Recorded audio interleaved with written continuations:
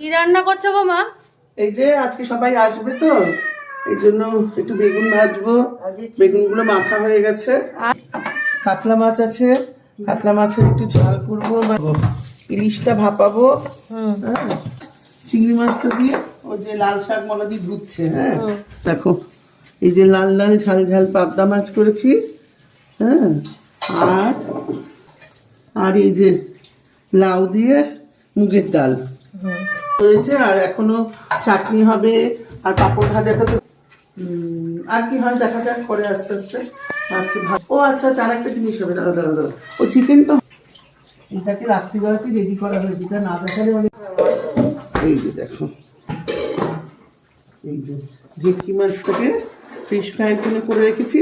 ও এলে ওরা যখন আসবে তখন এটা করে দেবো। আজকে কারা আজকে আমার পিস্তো তো দিদি, দিদির বর, আমার যাচ্ছে তো দিদি, তার মেয়ে, অনেকে আসবে আজকে 5-6 জন।